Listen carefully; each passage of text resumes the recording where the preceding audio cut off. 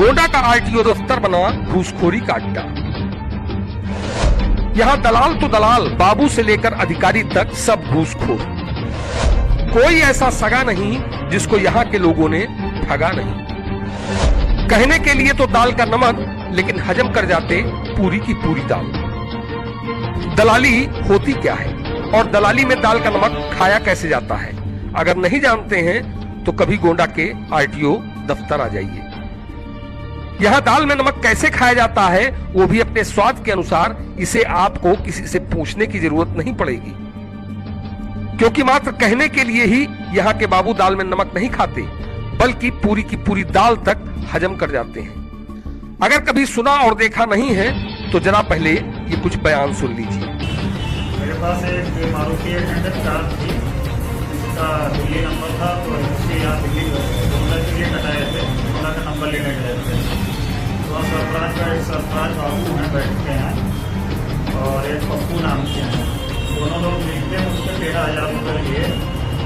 उसके बाद में जब उसका फीस कटा तो 68 रुपये का फीस कटा, बाकी शेष पैसा हमारा खा गए। मैंने उनसे शिकायत किया तो बोले कि मुझे यहाँ नीचे से लेकर ऊपर तक मुझे देना पड़ता है। तो ये इतना हो गया है कि आप समझ लीजिए 6500 का काम था, 13,000 का काम हुआ है। पहले दाल का नमक हम खाते हैं, उसमें से 6800 का फीस कटा है, 13,000 लिए हैं, दूना का है। आप देख लीजिए आप कितना दाल का नमक है या दाल ये पी रहे हैं लोग। इसके बाद जरा इस ऑडियो टेप को सुन लीजिए, जिसमें आरटीओ विभाग का एक बाबू खुद ये बात बोलता नजर आ रहा है कि हम तो सिर्फ दाल में नमक खाते हैं। हेलो हेलो, नमस्कार। हाँ ठीक है। ये हेमंत वाली जो गाड़ी थी ना, जी उसका क्या हुआ? मैसेज तो आया नहीं सर कुछ, और कागज आप नहीं, कागज भेज तो दिए। हाँ कागज भेज दिए, तो देखो जो फीस का कुछ मैसेज नहीं आया। अब फीस अब आप क्या उससे कटवाते, बाहर से प्रिंटिंग करा के तो होता, अच्छा, कटवा दी जुगाड़ अलग से, तो मैसेज नहीं गया। हाँ वही तो कह रहा था ना, आया नहीं। कागज दे दिए हैं। अब जाके वो का नंबर, अरे वो प्लेट बुक करा लीजिए, और प्लेट लग जाए उसके बाद वो कागज ला के हमें दीजिएगा, हम आपसे दे देंगे। अच्छा, आपने बोला था, देखो मैंने बोला कुछ छोड़ दो, लेकिन आपने कुछ बोला ही नहीं कि नहीं देखो एक बात बताओ, 13,000 में मुश्किल से फीस तो कितनी 6,000 का ही कटा होगा। मैंने बोला इस वक्त हम देने लायक नहीं थे बाबू जी, सही बता रहे। देखिए हम जो लगना था वही लिए, बाकी हम देखो भैया जो लगता है वही लेते हैं, दाल का नमक, बाकी उसमें वो नहीं है कि हम पूरा खा ले। हम एजेंट थोड़े हैं, आप बराबर हमें फोन करते हैं, आप काम कराते हैं तो हम ऐसे थोड़े खा लेंगे। दाल में नमक का परसेंटेज कितना है, अरे वो भी तो बता दो भाई, कि यहाँ काम करने वालों का हाजमा कितना मजबूत है, कि वो जितनी मात्रा में दाल होती है उनको उतनी ही मात्रा में नमक भी चाहिए होता है, वरना अगर कहीं उनका हाजमा खराब हो गया तो इसकी जिम्मेदारी लेगा कौन।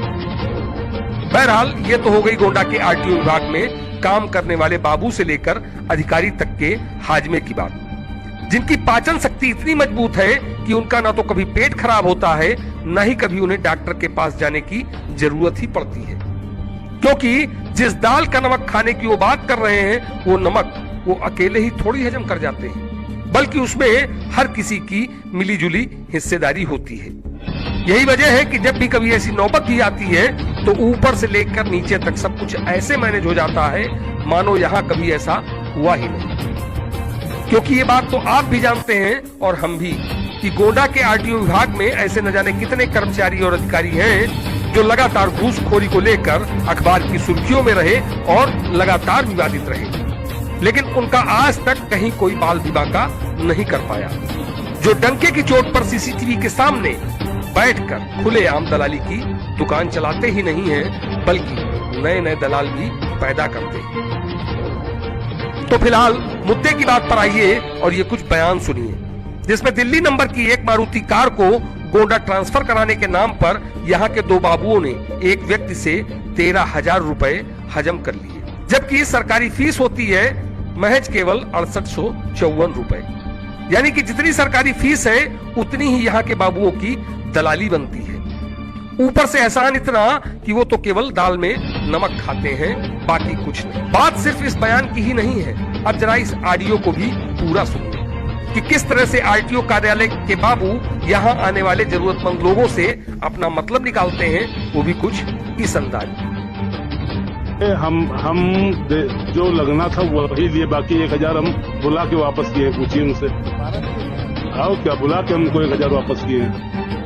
हाँ, हम देखो भैया जो लगता है वही लेते हैं, दाल का नमक, बाकी उसमें वो नहीं है कि हम पूरा खा ले। हम एजेंट थोड़े हैं, आप बराबर हमें फोन करते हैं, आप काम कराते हैं तो हम ऐसे थोड़े खा लेंगे। वही अब देखो, अच्छा फीस तो मान लिया तो देखो 6000 की कटी होगी। नहीं 6-7 हजार रुपए ऐसे कुछ कटी है। बताओ 12000 यही खत्म हो जाता है। नहीं तो और लगा भैया, वो लेना पड़ता जनता, वो नेट रिपोर्ट लेनी पड़ती थी। यूरो 2 गाड़ी थी, कि आप ये देखा कीजिए कि गाड़ी जब भी लीजिए आप यूरो 2 ना लीजिए, सस्ते में निपट जाइए, सस्ते में निपट जाएगी। और अगर यूरो 2 गाड़ी होगा रजिस्ट्रेशन डेट बाहर निकल जाएगी, 15 साल से ऊपर हो जाएगी मॉडल, तब फिर दिक्कत हो जाती है ना, तो हम कैसे कराते हैं। यूरो 2 गाड़ी थी, यूरो 2 गाड़ी थी, मॉडल इसका खत्म था। ये आप वो देख रहे हैं, रजिस्ट्रेशन डेट देख रहे हैं, मॉडल देखिए नीचे जो मंथ वाला मॉडल पड़ा है। तो इस ऑडियो को सुनने के बाद आइए आपको वीडियो भी दिखाते हैं, जिसमें ये बाबू साहब गांधी जी की तस्वीर वाली हरी हरी नोटें गिन रहे हैं। और जब कार का मालिक उनसे इस बात की तस्दीक कर रहा है कि है ना पूरे 13,000, तो वो किस तरह से उसका जवाब दे रहे हैं। हालांकि बाबू साहब की इसमें कोई गलती नहीं है, क्योंकि उन्होंने तो वो काम किया है जो शायद कोई चिर परिचित व्यक्ति भी नहीं कर सकता। मतलब कि घूसखोरी की 13,000 रकम में से उन बाबू साहब ने 1000 रुपए बुलाकर वापस करा दिए। तो ये हो गई ना अपनेपन वाली बात। फिर आखिर इसमें हर्जी क्या है, क्योंकि पैसा किसे प्यारा नहीं होता। दुनिया काम भी तो पैसों के लिए ही करती है, फिर चाहे वो खून पसीने से कमा कर की जाए या फिर दलाली करके। आखिर इतना देखता कौन है, क्योंकि चाहे सरकार हो या फिर नौकरशाही, किसी का भी काम बगैर चढ़ावे के नहीं होता। तो फिलहाल इस खबर को हमारे दिखाने का मतलब सिर्फ इतना है कि दावे चाहे जितने बड़े भी क्यों न किए जाएं, असलियत में धरातल पर होता क्या है ये आप इस वीडियो में देख लीजिए।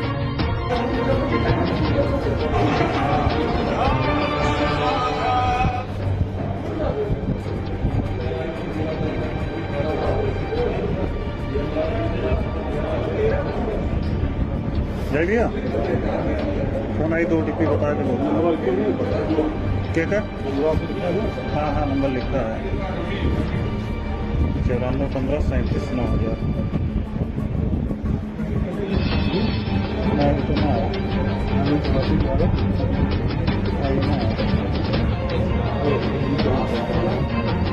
इधर रखा है शायद।